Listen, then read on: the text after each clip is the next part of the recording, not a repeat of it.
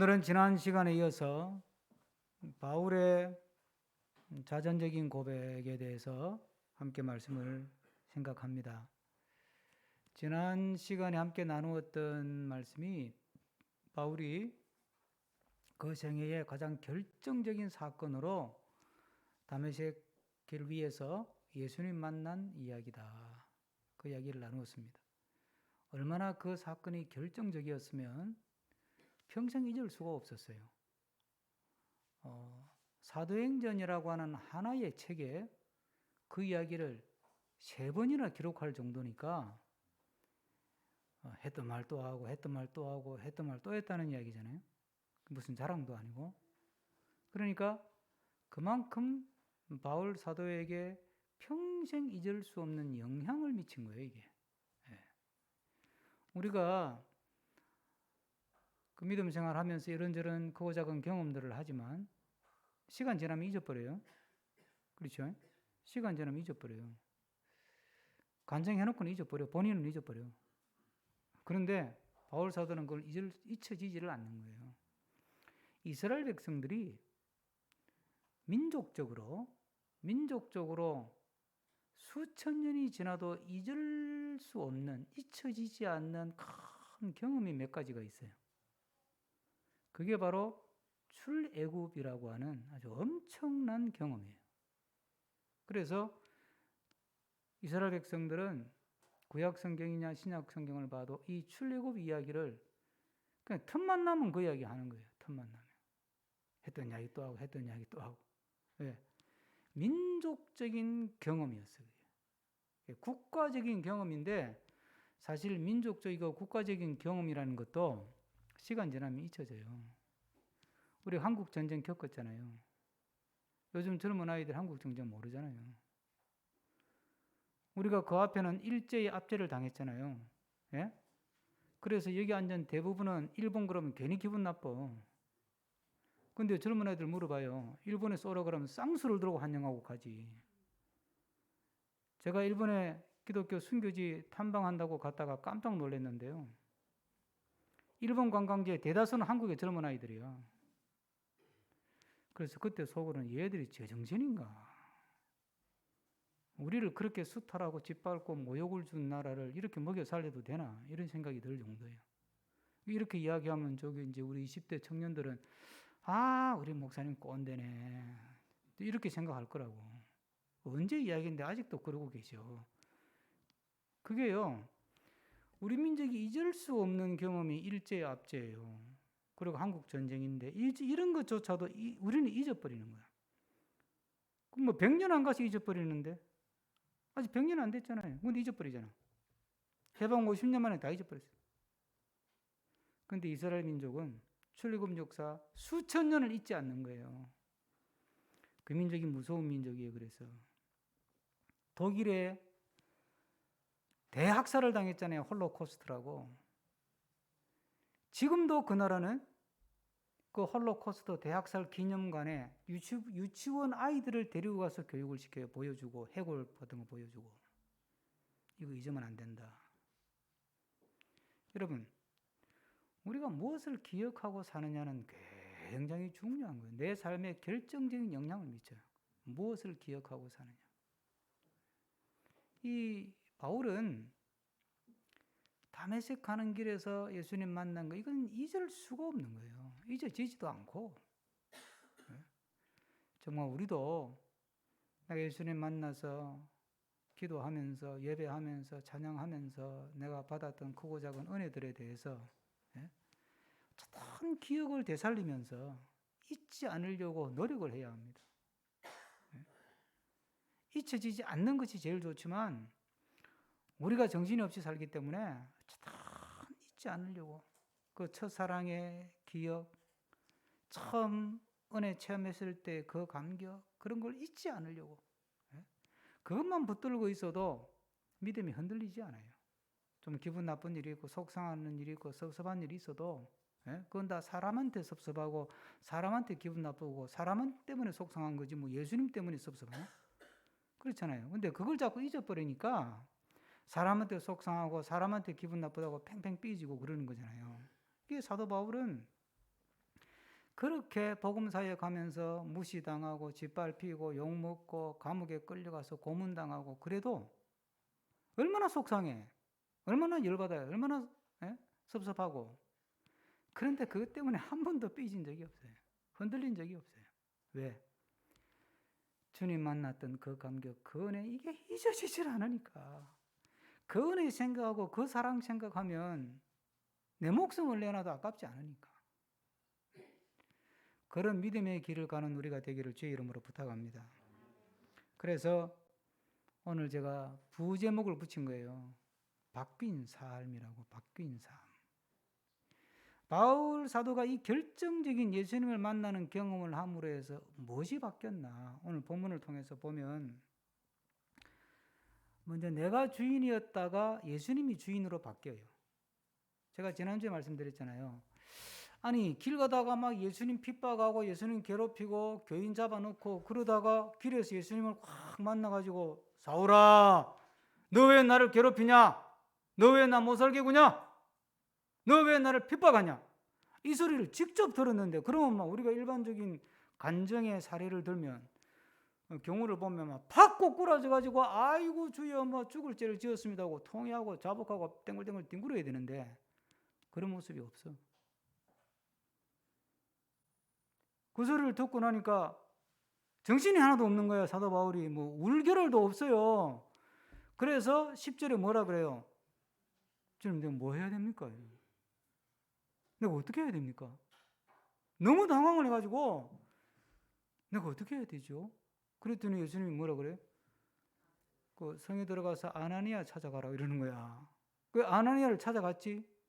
갔더니 다쳤던 눈이 열리고 그 아나니아를 통해서 쭉 복음에 대한 설명을 듣고 나니까 막 마음이 뜨거워져 가지고 그럼 내가 예수님 믿고 따라야 되겠다. 그래서 아나니아가 그러면 너 세례 받아라 이렇게 된 거예요. 자, 16절 다 같이 읽습니다. 16절 다 같이. 이제는 왜 주저하느냐? 일어나 주의 이름을 불러 세례를 받고 너의 죄를 씻으라 하더라.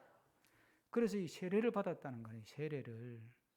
여러분, 한국의 조기 역사를 보면 어주에 있는 청년 두 사람이 어떻게 한자로 번역된 성경 쪽복음을 구해가지고 읽다가 은혜를 받아가지고 세례를 받고 싶은 거예요. 뭐 세례가 뭔지 들은 적도 없는데 성경에 보니까 세례라는 게 있으니까 그럼 나도 한번 받아야 되겠다. 그런데 이 조선 땅에는 세례 줄 사람이 없잖아요. 그래서 중국 땅으로 건너갔어요. 가가지고 이게 예수 믿는 사람 찾았더니 그때는 야소교라 그랬잖아요. 그 야소교를 찾았더니 영국의 선교사들 칼 맥킨타이어라는 사람하고 존 로스라고 하는 사람이 선교사로 와가지고 막 성경 공부도 하고 있는 거예요. 그래 그 사람 찾아가가지고 로스는 그때 영국에 이제 본국에 잠깐 돌아가 있었고 맥킨타이어가 있을 때 맥킨타이어 선교사님한테 나 조선에서 왔는데 나 세례 주시오. 그 맥킨타이어가 당신들 지금 조선에서는 이 서양교 이 서학 이 교회 믿고 세례 받으면 사형인데 그래도 받을래. 그래도 받겠어. 그래. 그러면 좋다. 내가 테스트를 하나 하겠다. 집에 다시 돌아가서 그 천리길 만주니까 다시 집으로 돌아가서 부모 허락 받아와라 이런 거야. 그러니까 이 청년이 집으로 돌아갔어. 하나는 안 오고 하나는 왔어. 다시 부모 허락 받아가지고 쪼가리 들고 다시 온 거야. 또 저거 천리길을 걸어서 나 부모 허락 받아왔으니까 세례 주시오. 그래서 그 청년이 우리 조선 땅의 공식적인 1호 세례교인이에요. 그 다음에 우리가 잘 아는 서상준 이런 사람인데 서경조 이런 사람 서씨 집안 사람 있잖아요. 그 형제 친구들 세 사람이 평양에서 경성에서 언더우드 선교사 경신고등학교를 세운 언더우드 선교사를 찾아와가지고 또 저게 들었는데 내가 세례를 받고 싶어 그러고 온 거야. 그러니까 또 그랬어.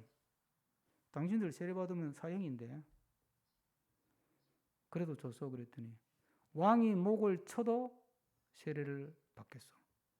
그래서 두 번째 세례식이 행해진 게 그 서경조하고 세 사람 세례를 받은 거예요. 제가 이 말을 왜 길게 하느냐. 세례 받으려면 목숨을 걸어야 됐어요. 그런데 이게 1960년대 이후로는 한국 교회가 막 숫자 뿌리는데 급급해가지고 아무나 세례 다 줬어요.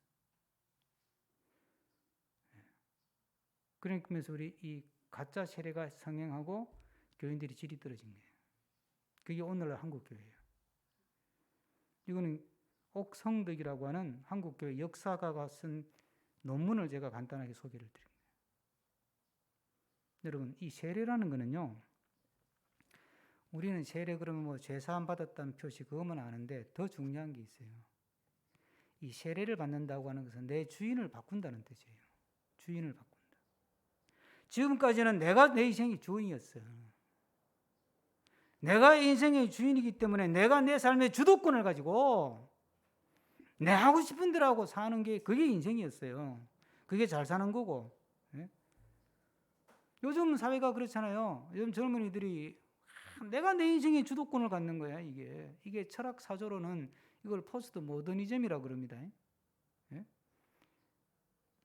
이게 진리 같아도요. 이 사조도 또 한 10년, 20년 지나면 또 사조가 또 바뀌어요. 지금 여기 20대 청년들은 이게 마치 진리인 것처럼 이거 안 하면 큰일 나는 것처럼 생각하는데 한 20년 지나봐야 또 바뀌어요. 이것도. 어쨌든 이게 포스트 모더니즘이라고 하는 이 시대 사조예요. 시대 사조는 시간이 흘러가면서 바뀝니다. 그런데 어쨌든 이 시대 사조 포스트 모더니즘은 내가 내 인생의 주도권을 갖는 거야. 그러니까 내가 내 인생의 주도권을 갖고 내가 하고 싶은 일을 하고 내가 가고 싶은 데를 가고 내가 믿고 싶으면 믿고 내가 안 믿고 싶으면 안 믿고 이렇게 사는 것이 성공이고 이렇게 사는 것이 똑똑한 거고 이렇게 사는 것이 이게 행복이라고 생각하는 거예요. 그런데 바울은 예수님 딱 만나고 보니까 이제 내 인생의 주도권을 이분에게 맡겨야 되는구나. 지금까지는 내가 내 인생의 주도권을 가지고 왔는데 이게 아니구나. 그래서 자기 삶의 자기 인생의 주도권을 예수님으로 바꿔요. 그게 세례를 받는 거예요. 여러분의 인생의 주도권은 누가 갖고 있습니까? 마마보이는 부모가 인생의 주도권을 갖고 있어요. 그렇죠? 어릴 때 오냐오냐 키운 애들은 지 스스로 문제를 해결을 못해. 그냥 늘 부모한테 의지해. 그걸 마마보이라고 그러잖아요. 엄마 치마폭에 쌓여서 살았다고. 마마보이는 자기 인생의 주도권을 자기가 갖고 있지 않고 부모가 인생의 주도권을 갖고 있어요. 자, 여러분의 인생의 주도권을 누가 갖고 있습니까? 정말 여러분들이 지금까지 살아온 날을 쭉 한번 돌이켜보세요. 내가 지금까지 살아오면서 내 인생의 주도권을 내가 갖고 있었나? 예수님이 갖고 있었나? 만약에 내가 지금까지 살아온 지난 날들을 쭉 돌아보고 예수님 믿기 이전에는 내가 내 주도권을 갖고 살았지만 세례받은 이유는 내 인생의 주도권은 예수님이 갖고 예수님이 이끄는 대로 내가 살았다. 내가 하고 싶은 거 하고 내가 가고 싶은 거 가는 게 아니고 예수님이 원하시는 것을 하고 예수님이 기뻐하는 것을 하려고 내가 몸부림치며 살았다. 그러면 예수님이 주도권을 갖고 있는 삶을 살아온 것이고, 그게 아니면 세례는 받아도 가짜 세례 받고 여전히 내 인생의 주도권은 내가 가지고 있는 거지. 내 고집 부리고 내 주장하고 내가 옳다 그러고 자기 의의를 세우고. 여러분 스스로가 내 인생의 주도권은 누가 갖고 있나 다시 한번 깊이 생각하면서 내 삶의 주도권을 남은 인생만이라도 세례받은 자로서 예수님께 내 주도권을 넘겨드리고 살아가는 우리가 되기를 축복합니다. 이 바울의 열심은 대단했습니다. 우리가 아는 것처럼 하여튼 그 열심은 누구도 따라가기가 힘들 정도였어요. 오늘 22장 위에 올라가서 한번 잠깐 봅니다. 3절을 보시면 제가 읽습니다. 나는 유대인으로서 길리기아 다소에서 낳고 이 성에서 자라 가말리엘의 문화에서 우리 조상들의 율법의 엄한 교훈을 받았고 오늘 너희 모든 사람처럼 하나님에 대하여 무엇이 있었다고요? 열심히 있었다. 하나님에 대해서 열심히 있는 걸 누가 다 돼요? 열심히 없는 게 문제지. 열심을 내지 않고 게으르고 나태하고 요령 부리고 빠지려고 그러고 안 하려고 그러고 하는 게 문제지. 열심 있는 거는 뭐 그냥 박수 받아 마땅하죠. 그런데 문제는 이 열심이 하나님께 대한 열심이 어디서 나온 거냐 하면 율법에서 나온 열심이라는 거예요. 율법에서 나온 열심. 이게 이제 문제인 거지. 바울 스스로도 빌립보에서 그랬어요. 예? 자기가 가졌던 열심은 율법에서 나온 열심이라고.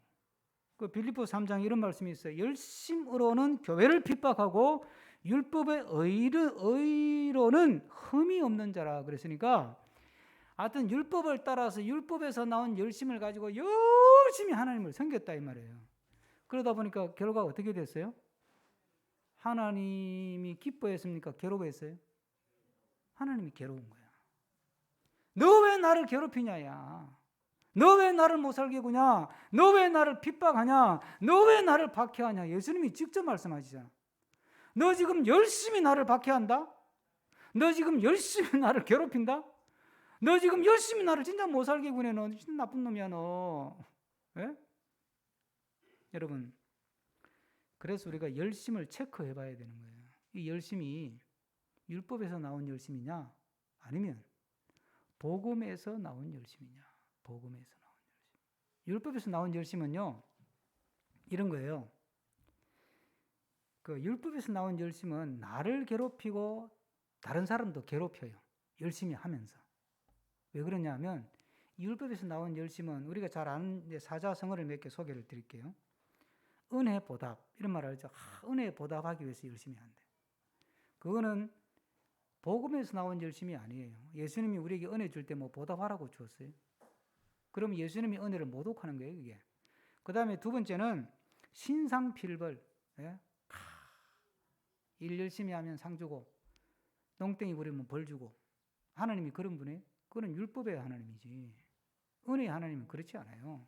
그러니까 신상필벌. 또 하나 권선징악. 착한 일 하면 막 상 주고, 예? 나쁜 짓 하면 벌 주고. 그건 율법을 가지고 보면 그 말이 맞아요, 그죠? 법을 지키면 잘 되고 법 안 지키면 감옥 가야 되니까. 그런데 은혜는 그게 아니에요. 지성감천 이것도 사실은 율법적인 생각이 있는 거예요. 내가 그만큼 지성을 들였으니까 그만큼 하늘이 감동해서 나한테 많이 복을 내려줘야 되잖아. 내가 그만큼 지성을 들이고 주를 섬겼으니까 그만큼 나에게 복을 주셔야 된다고 생각하는 거지. 율법적이잖아요. 계산하는 거니까. 근데요, 이런 열심을 가지고 열심히 하잖아요. 그럼 어떤 일이 생겨요? 일단 내가 힘들어. 왜? 은혜에 보답하려고 하긴 하는데 하면 할수록 은혜가 내가 보답이 된 것 같아요? 안 된 것 같아요? 하면 해도 안 된 것 같아요. 그러니까 자기가 자를 더 괴롭히는 거야. 더 열심을 해야지. 더 열심히 해야지. 자꾸 자기가 자기를 괴롭혀요. 신상필벌. 내가 이렇게 일이 잘 안 되네. 자식이 잘 안 풀리네. 사업이 잘 안 되네. 아이고 이거 내가 이게 공을 적선을 못해서 그런가? 그래서 벌 받나? 이런 생각을 가지고 믿음 생활을 한다 이 말이에요. 신상필벌. 예? 권선징악 똑같죠? 지성감천 내가 정성이 부족했나? 그래서 복을 안 주나? 맨날 그런 생각하면서 자기를 혹사하고 자기를 괴롭혀요. 열심히 하는데 뭐가 없어요? 기쁨이 없어요. 열심히 하는데 기쁨이 없어요. 그러다 보니까 다른 사람을 괴롭혔다. 저 사람 왜 안 하는데? 예? 거기다가 내가 이렇게 신상필벌 그렇잖아요. 그러니까 내가 이렇게 열심히 하면 목사님이 수고한다고 뭐 어깨라도 한번 두드려 주시고 장로님들이 와가지고 아이고 참 권사님 지사님 수고하십니다 박수라도 쳐주고 연말에 가서 또 수고했다고 또 이렇게 상도 하나 주고 뭐 그런 맛이 있어야지 말이야. 이건 뭐 내 수고를 알아주지도 않고 말이야. 섭섭한 마음이 또 생겨버리는 거예요.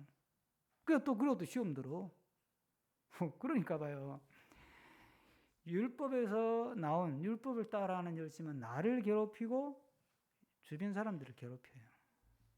근데 복음을 따라하는 열심은 뭐예요? 복음을 따라하는 열심은 예수님을 만나고 나니까 예수님이 너무 좋은 거예요. 이 복음이 너무 좋아요. 그 은혜 받고 나니까 좋잖아요. 너무 좋아가지고 예수님이 너무 좋으니까 좋은 걸 어떻게 이런 노래 있잖아요. 너무 좋은 거예요. 좋으니까 막 예수님 얘기를 하고 다니는 거야. 예? 예수님 믿어보라고. 예수님 만나보라고. 예? 예수님을 알아야 된다고. 뭐 누가 시켰나? 지가 좋아서 하고 다니는 거야. 은혜를 받고 나니까, 복음을 접하고 나니까 막 너무 좋아가지고, 예? 그래서 막 열심히 전도를 하는 거예요. 열심히 교회를 해. 열심히 수고를 해. 막 허리가 아프도록. 예? 뭐 몸은 힘들어 죽겠는데 마음은 어때요?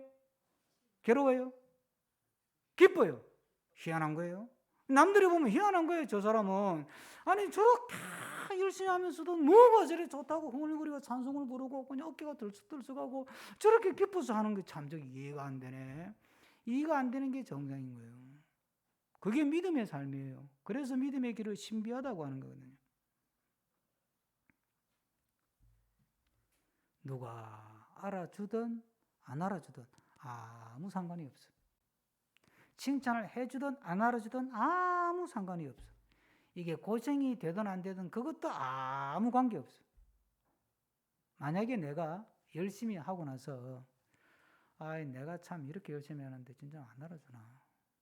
그런 마음이 딱 들잖아요. 그럼 내가 율법에서 나온 열심을 가지고 했구나. 아직도 인간적인 생각을 했구나. 이렇게 생각하면 그게 정확한 해석이에요. 섭섭한 마음이 인간이니까 들겠죠, 당연히. 그죠? 그럼 그때는 어떻게 해야 돼요? 주님 죄송합니다. 주님께서 저를 율법에서 해방시키시고 복음으로 새롭게 해주셨는데 내가 아직도 율법의 습관을 못 버려가지고 잠깐 제가 생각을 잘못했습니다. 그리고 주님께 이건 진짜 회개하는 거지. 주님 제가 생각을 잘못했네요. 죄송. 아직도 제가 많이 멀었네요. 그래도 기뻐요. 그래도 좋아요. 주를 위해서, 주의 교회를 위해서, 주의 나라, 주의 복음을 위해서 뭔가 할 수 있다는 게 너무 좋아요. 그런 기쁨을 가지고 주님을 섬기는 그게 바로 복음을 따라 복음에서 나온 열심으로 섬기는 거지. 사도 바울이 그렇게 바뀐 거예요. 그러니까 너무너무 좋은 거예요. 죽어도 좋은 거예요. 죽어도. 심지어는 주를 위해 순교하고 싶은 거예요. 죽고 싶은 거예요. 그런 믿음의 아름다운 경험들을 우리도 하면서 살아가는 우리가 되기를 축복합니다. 나의 열심은 율법에서 나온 것인가? 은혜의 복음에서 나온 것인가? 스스로를 돌아보는 시간 되기를 부탁합니다. 사람들은요, 누구나 자기 확신을 갖고 살고 싶어 해요. 바울도 그렇게 살았어요. 자기 확신을 가지고 이건 내가 하나님을 위한 열심이나 이건 내가 확신한다. 그래서 예수 믿는 저 사람들은 다 잡아서 감옥에 넣고 스데반 죽일 때는 내가 정인이다. 내가 자기 먼저 돌 던지고 사람 죽이고 확신을 가지고 했어요. 그런데 예수 믿다 안 만나고 아나니아를 찾아갔더니 아나니아가 이제 하는 말이 15절에 뭐라 그러냐면 아나니아를 통해서 너가 보고 들은 것에 대한 증인이 되라 이제 그러는 거예요. 그럼 뭐 해야 됩니까? 물었잖아요. 그랬더니 뭐 빛 가운데 막 이상한 소리가 들렸는데 그래 이제 아나니아 만나가지고 선생님 그럼 내가 뭐 해야 됩니까? 이제 너는 이제 너가 보고 들은 것 증거하고 다니라 그랬거든요. 근데 그 다음에 더 끔찍한 이야기예요. 17절부터 21절까지 이제는 뭐냐 하면 아나니아 만나고 나서 그 다음에 이제 17절에 보면 예루살렘으로 갔어요. 다메섹에서 나와가 예루살렘 가가지고 뭐 했습니까? 17절에 보면 후에 내가 예루살렘으로 돌아와서 성전에서 기도할 때 기도하는데 환상 중에 주의 사자가 나타난 거예요. 주께서 그랬잖아요. 18절에 봄에 주께서 내게 말씀하시다. 환상 중에 주님이 이제 기도하는데 말씀을 하는 거야. 말씀을 하기를 뭐라 그러느냐 하면 야, 너 빨리 예루살렘 떠나라 또 이러는 거야. 나가라 이러는 거예요. 그러면서 하는 말씀이 야, 너가 여기서 아무리 예수 믿으라고 이야기해도 그 사람들 안 듣는다. 빨리 나가라 이러는 거예요. 그러니까 이제 바울이 뭐라 그래요? 19절부터 이제 바울이 한 말이에요. 내가 말하기를 그리고 한 말이 뭐냐면 예수님 이 사람들이 내가 어떤 사람인지 잘 압니다. 내가 스데반 죽일 때 앞장선 것도 다 알고요. 그렇기 때문에 내 말을 들을 거예요. 또 이런다? 고집을 부리는 거지. 그럴 때 예수님이 하신 말씀이 뭐냐? 21절에 나더러 또 이르시되, 다 같이 읽습니다. 나더러 또 이르시되 떠나가라. 내가 너를 멀리 이방인에게로 보내리라 하셨느니라. 이방인에게 가래. 아나니아는 증인이 되라는 말만 했는데 이번엔 예수님이 나타나와 너 여기서 떠들고 있을 게 아니고 저 이방인한테 가. 여러분, 유대인들에게 이방인이 어떤 존재라는 거 아시죠? 이방인들은 개 취급했어요. 이방인들은 이게 더러운 사람들이라 가까이 하는 것도 싫어했어요. 같이 밥도 안 먹었다니까요. 집에 이방인을 초청하는 법도 거의 없었고, 부득이해서 이방인을 집에 초청해서 밥을 먹었잖아요. 그 차를 한 잔 마셔서 앉아가지고, 그러면 이 그릇을, 이방인이 손을 잡았던 그릇을 10번을 씻었어요. 흐르는 물에. 부정탄 그릇이라고. 그런 이방인한테 가서 말을 걸고 너가 보고 들은 걸 말하래. 하고 싶겠어요? 예? 하고 싶겠냐고. 안 하고 싶지. 내가 하고 싶은 일이 아니에요. 생각지도 안 했던 일이에요. 상상도 못한 일을 하라는 거예요. 그 길을 가라는 거예요. 믿음은요, 확신을 갖고 이게 아니에요. 모르는 길을 가는 거예요. 모르는 길을 가는데 주님 따라가는 거예요. 이게 믿음의 길이에요. 모르는 길을 가는데 주님을 따라가는 거예요. 그냥 우리 찬송가 불렀잖아요. 나의 갈 길 다가도록 예수 인도하시니. 내 확신 가지고 나의 갈 길 다가도록 내 확신을 가지고요, 예수를 인도하시는 대로. 나는 갈 길 모르니. 그 다음 뭐예요? 주여 인도하소서. 나는 갈 길 모른다. 어디 가야 좋을지, 무얼 해야 좋을지, 어떻게 해야 좋을지 모르겠다는 거예요. 시간이 가서 같이 부를 수는 없는데 우리 성경 공부하기 전에 불렀던 찬송 가사도 마찬가지예요. 내가 갈 길 멀고 밤은 깊은 데에. 내가 갈 길 멀고 밤은 깊대요. 3절 가사는요, 이전에 나를 인도하신 주 장래에도 내 앞에 뭐가 있다고요? 험산 출령 만날 때에. 주님을 만나서 믿음의 길을 가지만 그 가운데 험산 출령도 만나고 어두운 밤도 만나고 그냥 빗길도 만나고 별별 일을 다 겪는다는 거예요. 예? 무슨 일을 만날지 몰라요. 우리는 모른다니까요. 내 확신 가지고 사는 게 아니에요. 내 삶은 하나님의 인도하심 안에 있다. 할렐루야. 하나님의 섭리 안에 있다. 하나님의 경륜 안에 있다. 하나님의 오묘한 다스림 안에 내 삶이 있다는 그 믿음 하나 가지고 즐거워하는 마음으로 가는 것이 믿음의 길인 줄로 믿습니다.